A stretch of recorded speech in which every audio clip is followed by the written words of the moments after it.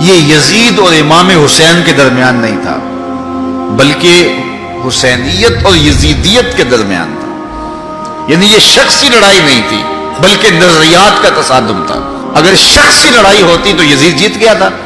بطور شخص حضرت امام حسین شہید کر دیے گئے اور یزید جو ہے وہ تخت و تاج پہ متمکن رہا. تو اگر یہ شخصی لڑائی قرار دیں تو یزید جیت گیا اور امام حسین ہار گئے. یہ شخصی اگر لڑائی قرار دیں، اور اگر یہ لڑائی نظریات کی قرار دیں، اور جو حقیقت میں نظریات کی لڑائی ہے، تو یزیدیت ہار گئی اور حسینیت زندہ باد ہو گئی. یزیدیت کا جنازہ نکل گیا. وہ تخت و تاج جس کے لیے یزید نے اتنا کچھ کیا تھا، اس کے اپنے بیٹے نے اس پہ تخت پہ تھوکا. یزید کا بیٹا معاویہ بن یزید جب تخت نشین ہوا ہے تو وہ گھر سے باہر 6 ماہ نہیں نکلا، اس کا جنازہ ہی نکلا. تو لوگوں نے کہا آئیے نا تخت پہ بیٹھیے. کہا میں اس تخت پہ نہیں بیٹھنا چاہتا جس سے آلے پیغمبر کے خون کی بو آ رہی ہے. میں نہیں اس تخت پہ بیٹھنا چاہتا.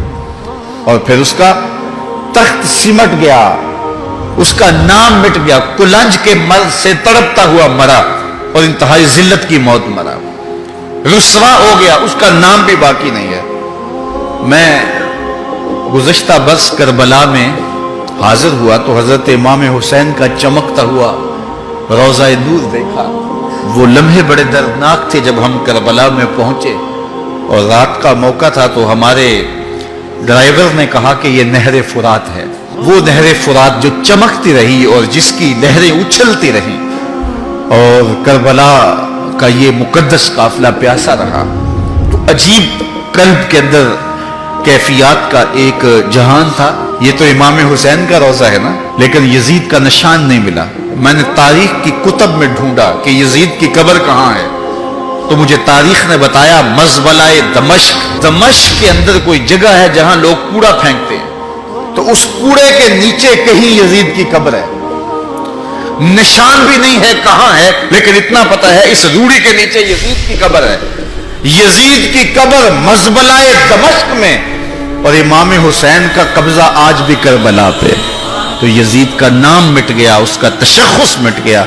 امام حسین کا نام بھی باقی، آپ کا ذکر کی باقی، اور آپ کے تذکروں کی خوشبو بھی باقی. تو یہ شخصی لڑائی نہیں تھی. میں نے اس دن عرض کیا تھا کہ طلحہ بن عدی بن حاتم نے 30,000 لوگ پشت پہ کھڑے ہونے کی بات کی تھی، لیکن امام نے اس پیشکش کو ٹھکرا دیا تھا، اس لیے کہ آپ حق اور باطل کی راہیں اجالنا چاہتے تھے، اور وہ انہوں نے اجال لی. حضرت امام حسین کی شہادت کے بعد بھی یہ جنگیں جاری رہیں.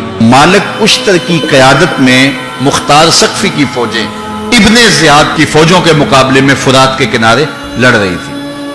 اللہ تعالیٰ نے فتح دے دی. ابن زیاد نے گھوڑے کو ایڑ لگائی اور میدان چھوڑ کے بھاگ گیا. باقی جو بھی قابو آتا اس کو پکڑ کے قتل کر دیا جاتا. خیر یہ لوگوں کی پہنچ سے بہت دور نکل گیا، لیکن اس کا جی گھبرا رہا تھا. پیاس کی شدت تھی، گھوڑا بھی ہانپ رہا تھا. تو یہ چلتے چلتے صحرا میں گیا تو وہاں اس نے دیکھا کہ ایک خیمہ ہے. تو سوچا کہ میں چلتے چلتے ان سے پانی کا گھونٹ مانگ لوں تاکہ اپنے جگر کی پیاس کو بجھا سکوں. تو اس نے گھوڑا کھڑا کیا اور ہانپتا ہوا اس نے پردہ اٹھایا. دیکھا تو خیمے میں امام زین العابدین قرآن کی تلاوت کر رہے تھے. تو جب اس نے دیکھا تو ایک دفعہ تو شرم سے پانی پانی ہو گیا، لیکن مرتا کیا نہ کرتا، پیاس کی شدت تھی کہ حضرت پانی دیجئے. امام زین العابدین نے دیکھا اور پھر گھڑے سے کٹورا بھرا اور اس کے ہاتھ میں تھمایا. سمجھا کہ حضرت نے مجھے پہچانا نہیں. پانی پی لیا، شدت کی پیاس تھی، پھر مانگا، آپ نے پھر دیا. تیسری مرتبہ پھر مانگا، آپ نے پھر دیا. 3 کٹورے پانی کے پینے کے بعد امام زین العابدین سے کہنے لگا حضرت شاید آپ نے مجھے پہچانا نہیں. امام زین العابدین ابھی تک ضبط کیے بیٹھے تھے، آنکھوں سے موٹے موٹے آنسو نکلے. کہا بدبخت تجھے نہیں جانتا جس نے میرا خاندان اجاڑ دیا، 6 ماہ کے بچے بھی نہ چھوڑے، جس نے مخدرات کو اونٹوں پہ بٹھایا. کیا تجھے نہیں جانتا جس نے خاندان نبوت اجاڑ دیا؟ تو کہا حضرت اگر جانتے ہیں تو میرے ساتھ یہ سلوک کیا کیا؟ کہا ایک دن ہم مہمان بن کے تمہارے گھر آئے تھے، جو تم نے کیا وہ تمہارے خاندان کی ریت تھی. آج مہمان بن کے ہمارے دروازے پہ تم کھڑے ہو، جو ہم کر رہے ہیں ہمارے خاندان کی